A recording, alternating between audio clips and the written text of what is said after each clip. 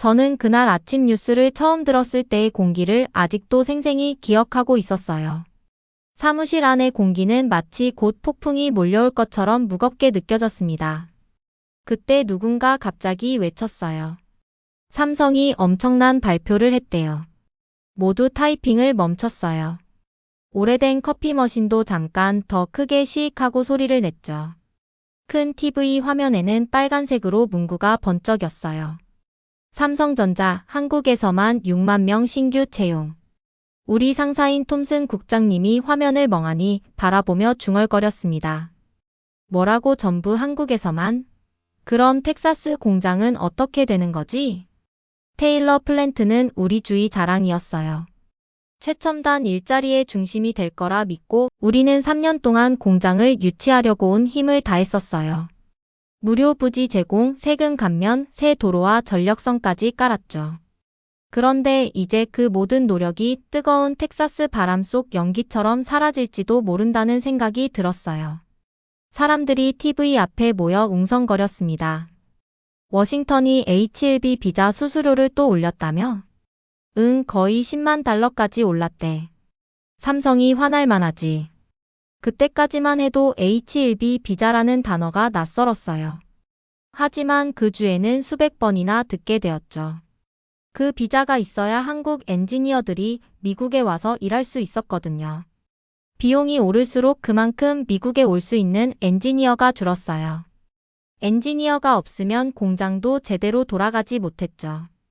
톰슨 국장님은 이마를 문지르며 말했습니다. 이건 말도 안 돼. 우리가 이렇게까지 했는데 우리를 무시한다고? 국장님은 저를 바라봤어요. 아마 희망 섞인 대답을 기대하셨겠죠. 하지만 제가 할 수 있는 말은 없었습니다. TV 화면엔 서울과 평택의 화려한 공사 현장이 보였어요. 불빛이 번쩍이고 사람들이 웃으며 일하는 모습이 나왔죠. 그곳은 에너지로 가득했지만 우리 사무실은 차갑고 고요했어요. 그날 오후 긴급회의가 열렸습니다. 긴 테이블에 긴장한 얼굴들이 앉아 있었어요. 톰슨 국장님이 먼저 입을 열었습니다. 텍사스는 삼성이 필요합니다. 그들이 떠나면 수천 개의 일자리가 사라집니다. 누군가 말했어요. 그럼 돈을 더 주면 어떨까요? 그 한마디에 우리는 또다시 삼성에 2억 5천만 달러를 지원하기로 했어요. 그건 우리 주 1년 교육 예산에 맞먹을 만큼 큰 돈이었어요. 저는 노트에 숫자를 적었어요. 2억 5천만. 손에 잡히지 않았어요. 회의가 끝날 무렵 톰슨 국장님이 제게 속삭였어요. 혹시 한국이 우리를 등진 걸까? 저는 대답하지 않았지만 마음속 깊이 똑같은 생각을 하고 있었어요. 밖으로 나가니 텍사스 평야 위로 해가 지고 있었어요. 하늘은 붉고 주황빛으로 물들어 마치 불타는 것 같았고 건물 앞 깃대에서는 바람에 깃발이 흔들리는 소리가 났어요. 아름다운 저녁이었지만 평화롭지는 않았습니다. 퇴근길에 차를 몰며 라디오를 들었어요. 삼성 한국 트럼프 대통령의 새 규정과 H-1B 비자 문제 이야기뿐이었죠. 3조 5천억 달러, 반도체 협상 같은 단어들이 머릿속에서 모기 소리처럼 맴돌았어요. 그때 처음 깨달았어요. 우리 세상이 얼마나 작은 반도체 칩과 국제 협약에 의존하는지요. 저는 아주 작게 느껴졌지만 동시에 궁금해졌어요. 평택에서 일하는 한국 엔지니어들은 어떤 사람들이었을까? 그들은 도대체 무엇을 만들기에 우리나라 전체를 흔들 수 있었을까? 차창 밖으로 도시의 불빛이 스쳐 지나갈 때 저는 혼잣말처럼 중얼거렸어요. 한국은 우리가 생각했던 것보다 훨씬 강한 나라일지도 몰라. 그때는 몰랐지만 그날 밤이 모든 걸 바꿔놓았던 밤이었어요. 텍사스에도, 미국에도, 그리고 제 인생에도요. 삼성과 평택, 인공지능, 그리고 한국의 독립을 둘러싼 이야기는 이제 막 시작되고 있었어요. 다음 날 아침 저는 평소보다 일찍 눈을 떴었어요. TV를 켜자마자 또다시 삼성 뉴스가 나왔어요. 이번엔 텍사스가 아니라 한 번도 들어본 적 없던 도시 평택이었죠. 뉴스 앵커의 목소리는 차분했지만 설렘이 가득했어요. 뒤로는 눈부신 불빛과 거대한 기계들, 완벽한 리듬으로 움직이는 크레인 영상이 흘렀습니다. 앵커가 말했어요. 이곳은 삼성의 새로운 반도체 클러스터입니다. 평택에 건설 중이며 곧 세계 최대 규모의 단일 반도체 공장이 될 예정입니다. 세계 최대요. 저는 깜짝 놀라 몸을 곧게 세웠어요. 믿기지 않았어요. 원래 그 큰 이야기의 주인공이었잖아요. 삼성 확장의 상징이자 자부심이었는데 하룻밤 사이에 우리 자리가 바뀐 것 같았어요. 화면이 노란 안전모를 쓴 한 남자에게 주민되었어요. 그는 자신감 있게 말했습니다. 이 현장이 완공되면 여러분이 본 어떤 곳보다도 클 겁니다. 텍사스 공장은 이곳의 절반 크기밖에 안 돼요. 절반이라는 말이 제게 큰 충격이었어요. 머릿속엔 톰슨 국장님의 한숨이 메아리 쳤죠. 기자가 말을 이었습니다. 수천 명의 한국 엔지니어들이 이곳에서 밤낮으로 일하고 있습니다. 그들은 비자 문제도 긴 비행도 언어 장벽도 걱정할 필요가 없습니다. 자신의 나라에서 역사적인 일을 만들고 있죠. 하얀 작업복의 직원들이 밝은 복도를 지나가고 기계는 푸른 빛을 반짝였어요. 로봇들은 쌀알보다 작은 부품을 나르고 있었고요. 저는 알았어요. 그 작은 칩이 자동차, 비행기, 심지어 우주선까지 움직인다는 걸요. 그리고 28쯤 되어 보이는 엔지니어가 인터뷰에 나왔어요. 그는 수줍은 미소로 말했어요. 예전엔 실리콘밸리에서 일하고 싶었어요. 그게 제 꿈이었죠. 하지만 이제는 평택이 더 좋다고 생각해요. 여기서는 큰일의 한 부분이 될 수 있고 제 나라가 저를 믿어줍니다. 제 나라가 저를 믿어줍니다. 그 한 문장이 오래 남았어요. 차분하지만 자부심이 느껴지고 부드럽지만 단단했죠. 그 순간 깨달았어요. 이건 단순한 사업이나 공장의 이야기가 아니에요.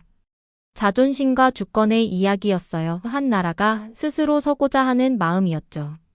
그날 오후 저는 톰슨 인터뷰 이야기를 전했어요. 그는 잠시 찡그리더니 묻었습니다. 정말 모든 걸 한국으로 옮기려는 걸까? 저는 어깨를 으쓱했어요. 잘 모르겠어요. 하지만 이제는 우리가 그들에게 꼭 필요한 존재는 아닌 것 같아요. 그는 의자에 기대어 한숨을 내쉬었어요. 예전엔 미국이 꿈의 나라였는데 저는 고개를 끄덕였지만 마음속에서는 존경심이 피어올랐어요. 그날 밤 저는 휴대폰으로 같은 영상을 다시 봤어요. 평택의 불빛이 어두운 하늘에서 별처럼 빛났고 사람들은 웃고 외치며 계속 움직였어요. 그곳에는 생명력과 목표가 있었죠. 화면을 끄며 저는 속삭였어요. 이게 바로 진짜 독립의 모습일지도 몰라. 요란한 연설이나 위협이 아니라 벽돌 하나하나 쌓아 올린 조용한 자신감. 그날 본 평택의 불빛은 아주 오랫동안 제 마음에서 꺼지지 않았어요. 며칠 뒤 이야기는 또 다른 방향으로 흘러갔어요. 아침에 사무실에 도착하니 TV에 헤드라인이 떴죠.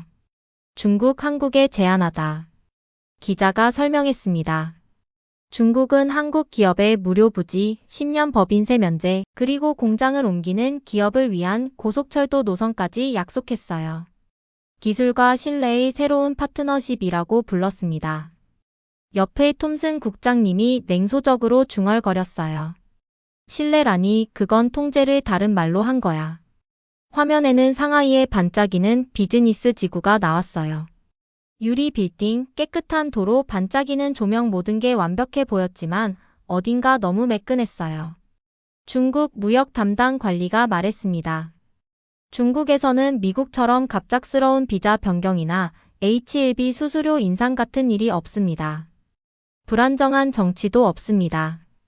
우리는 평화와 안정 그리고 파트너십을 제공합니다. 그 말을 듣는 순간 저는 이건 우리 얘기잖아 하고 생각했어요. 중국이 미국과 자신을 비교하며 우리를 나쁜 예시로 쓰고 있었죠. 조금 이상했고 솔직히 부끄럽기도 했습니다. 하지만 한국 정부의 답은 짧고 차분했습니다. 대변인이 또렷하게 말했어요. 중국의 제안에 감사드립니다. 하지만 우리의 핵심 기술 인공지능, 자동화 시스템은 한국에 남을 것입니다. 파트너십은 좋습니다. 그러나 의존은 없습니다. 그 문장은 단순했지만 강했어요. 제 머릿속을 계속 맴돌았죠. 다음 날 그 말은 뉴스, SNS, 경제방송 곳곳에서 슬로건처럼 퍼졌습니다. 심지어 일부 중국 신문도 그 문장을 인용하며 한국은 이제 균형 잡힌 리더십을 보여줬다고 썼어요. 점심시간에 제가 물었어요. 그 발언 어떻게 생각하세요? 그는 한숨을 쉬며 말했습니다. 영리하게 행동하고 있지. 한국은 단순히 아니오가 아니라 자기 방식으로 말하고 있어. 그게 좀 멋지다고 느끼나? 라는 질문에 저는 고개를 끄덕였어요. 네, 조금요. 그는 희미하게 웃었어요. 그럴 만하지. 잘하고 있어. 그날 저녁 라디오는 계속 한국의 결정을 다뤘습니다. 어떤 전문가는 말했어요. 이건 전환점입니다. 이제 한국은 미국과 중국 중 하나를 고르는 게 아니라 스스로를 선택한 겁니다. 창밖에는 보랏빛 텍사스 하늘과 켜지는 도시 불빛이 펼쳐졌고 제 머릿속에는 여전히 그 문장이 울렸어요. 파트너십은 좋습니다. 그러나 의존은 없습니다. 저는 평택의 엔지니어를 떠올렸어요. 아마 여전히 기계의 빛 속에서 일하고 있었겠죠. 자신도 모르게 거대한 흐름의 일부가 되어 있었을 거예요. 그때 처음 깨달았어요. 무언가 거대한 변화가 일어나고 있었고 그 중심에 한국이 서 있었어요. 잠들기 전 저는 조용히 속삭였어요. 파트너십은 좋습니다. 그러나 의존은 없습니다. 그 말에는 제 마음이 담겨 있었어요. 일주일쯤 뒤 휴대폰에 또 알림이 떴어요. 한국 기업 유럽으로 진출 확대 헝가리 신규 투자 환영. 저는 놀라서 눈을 깜빡였어요. 모두가 미국과 중국 얘기만 하던 때였는데 이번엔 유럽이었죠. 사무실 TV를 켜니 화면은 헝가리 데브레첸으로 바뀌었어요. 잿빛 하늘 아래 거대한 크레인이 움직였고 기자는 말했습니다. 이곳 데브레첸에서는 현대자동차와 LG에너지솔루션이 유럽 최대 규모의 전기차 배터리 공장을 짓고 있습니다. 헝가리 정부는 한국과의 협력을 단순한 비즈니스가 아닌 장기 파트너십이라고 강조했습니다. 정장을 입은 키 큰 남성 차관 대표티 미너스터이 등장했어요. 그는 미소를 지으며 말했습니다. 한국 기업은 공장만 짓지 않습니다. 미래를 만듭니다. 그들은 우리 국민과 교육 그리고 도시를 진심으로 생각합니다. 그 말에서 저는 존중을 느꼈어요. 압박이나 돈 얘기가 아니었죠. 기자는 이어서 헝가리가 10년 세금 감면, 무료 부지, 그리고 젊은 엔지니어를 위한 대학 연계 프로그램까지 제공한다고 설명했어요. 도로와 철도도 연결 중이라 했습니다. 그건 단순한 공장이 아니라 새로운 도시가 태어나는 그림이었어요. 톰슨 국장님이 들어와 TV를 보더니 팔짱을 끼고 말했어요. 유럽은 똑똑하게 움직이고 있어. 우리가 주지 못한 신뢰와 안정을 주고 있잖아. 제가 물었어요. 그럼 한국이 이제 유럽으로 다 옮기려는 걸까요? 국장님은 고개를 저으며 답했어요. 아니야. 이제는 날개를 펴는 거지. 한 나라에 의존하지 않겠다는 뜻이야. 그리고 덧붙였어요. 그게 바로 진짜 독립이야. 잠시 후 현대차 유럽법인 부사장 인터뷰가 나왔어요. 유럽은 안정성을, 중국은 규모를, 미국은 자본을 제공합니다. 하지만 한국은 그 셋을 혁신으로 연결합니다. 그 말이 제 가슴을 세게 울렸어요. 한국은 그 셋을 모두 연결합니다. 시처럼 들렸지만 동시에 진실 같았어요. 그날 밤 잿빛 하늘에 빗방울이 차창을 두드렸고 저는 헝가리와 평택을 떠올렸어요. 가보지 못한 도시들이었지만 이상하게 마음이 끌렸어요. 세상이 천천히 그러나 분명히 움직이고 있었고 그 중심에 한국이 있었죠. 잠들기 전 저는 노트에 적었어요. 균형이 곧 힘이다. 그리고 한 줄을 더 한국은 자기만의 균형을 찾았다. 그 생각은 두렵지 않았고 오히려 미소가 났어요. 봄이 올 무렵 사무실 사람들 입에서는 한 이름만 오르내렸어요. 트럼프. 회의도 뉴스도 커피타임도 결국 그 사람 이야기였죠. 그의 정책은 폭풍처럼 몰아쳤습니다. H1B 비자 수수료를 거의 100배 올리고 한국에게 3조 5천억 달러를 요구했어요. 처음엔 그 숫자의 의미조차 몰랐어요. 너무 커서 현실감이 없었죠. 전문가들은 한국 경제에서 막대한 비중을 차지하는 수준이라 설명했습니다. 전 세계가 숨죽이며 지켜봤어요. 한국은 어떻게 할까? 많은 사람은 한국이 굴복할 거라 했지만 한국은 그러지 않았습니다. 소리치거나 싸우지 않고 차분히 말했어요. 아니요. 그리고 논리로 말했습니다. 우리는 그 돈을 지불하지 않을 것입니다. 대신 그 돈을 우리 기술, 인공지능, 자동화, 그리고 우리 국민에게 투자할 것입니다. 어느 아침 미국의 유명한 연구자 딘 박사가 TV에 나와 말했습니다. 트럼프는 실수를 했습니다. H1B 비자 제도는 미국의 힘을 만드는 데 기여했습니다. 그걸 공격하는 건 곧 자기 나라를 공격하는 셈입니다.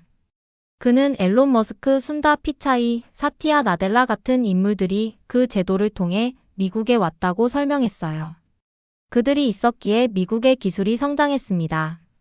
그런데 이제 문이 닫히고 있습니다. 저도 톰슨 국장님도 한동안 말이 없었어요. 그는 한숨을 쉬며 말했죠. 있잖아, 어쩌면 우리가 한국을 필요로 했던 거지 그들이 우리를 필요로 했던 게 아니라. 그 말은 제게 큰 울림이었어요.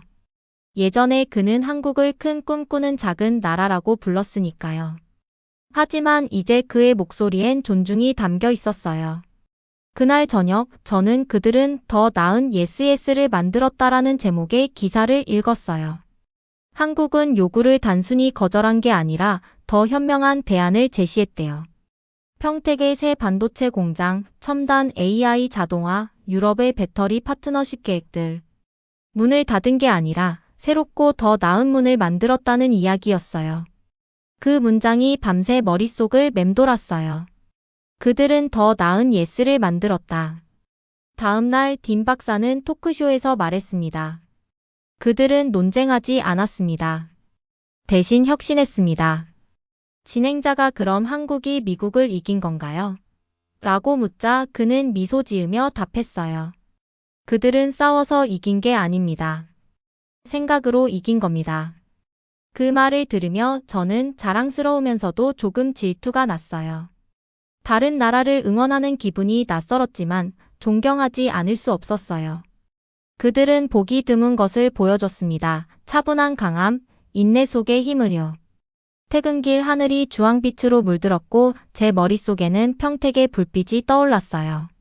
바다 건너 어딘가에서 한국 엔지니어들이 여전히 일하고 있었겠죠. 화내지 않고 조용히 믿으며 묵묵히 미래를 만들고 있었어요. 그때 저는 처음으로 진짜 독립을 알았어요. 그건 돈이나 협박이 아니라 자신의 손생각 미래를 믿는 일이었죠. 집에 도착해 차를 세우며 저는 속삭였어요. 그들은 더 나은 예스를 만들었어요. 그리고 미소 지었어요. 그 말이 진심으로 믿어졌으니까요. 마침내 한국에 도착한 날 공기는 달랐어요. 따뜻하고 부드러웠고 봄비 냄새가 났어요. APEC 정상회의가 곧 열릴 예정이라 한국 전역이 들떠 있었죠. 서울도 부산도 아닌 경주였습니다. 오래된 사찰과 궁궐이 숨쉬는 도시. 그곳에는 마치 역사와 미래가 동시에 숨쉬는 공기가 흐르고 있었어요. 우리 팀은 회의 취재를 위해 미리 도착했어요. 사람들은 속삭였어요. 이번 회의가 관계, 무역, 세계 질서를 바꿀 수도 있다고요. 도시를 지나며 저는 현수막을 봤어요. GYONGJU APC 2025 터게더 포더 퓨처. 거리는 정리돼 있었고 한옥 지붕은 파도처럼 부드럽게 휘어 있었으며 밤하늘에는 황금빛 등불이 반짝였어요. 정치의 전장이라기보다 오히려 평화로운 기대감이 느껴졌어요. 경주는 지금 준비의 한창이었어요. 도로 곳곳에는 경호 차량이 오가고 기자들과 외신팀들이 장비를 설치하고 있었죠. 호텔 주변은 분주했지만 어딘가 차분했어요. 모두가 알고 있었어요. 이번 회의가 단순한 외교 행사가 아니라 세기의 전환점이 될 수 있다는 걸. 그날 밤 제 숙소 창가에서 바라본 경주의 하늘은 고요했어요. 멀리서 사찰의 종소리가 들려왔고 바람결엔 벚꽃이 흩날렸습니다. 저는 문득 평택의 불빛이 떠올랐어요. 그곳에서는 여전히 기계들이 돌아가고 사람들이 미래를 만들어가고 있겠죠. 그때 제 머릿속에 자연스레 그 문장이 떠올랐어요. AI, 자동화, 반도체, 배터리, 자부심. 그 말이 약속처럼 느껴졌어요. 세상이 마침내 제가 본 것을 보기 시작한 것 같았죠. 조용하지만 멈출 수 없는 한국의 부상. 그리고 등불이 저녁 하늘 위로 하나둘 피어오를 때 저는 미소 지었어요. 이건 단순히 한 이야기의 끝이 아니었어요. 이제 곧 열릴 새로운 이야기의 시작이었으니까요.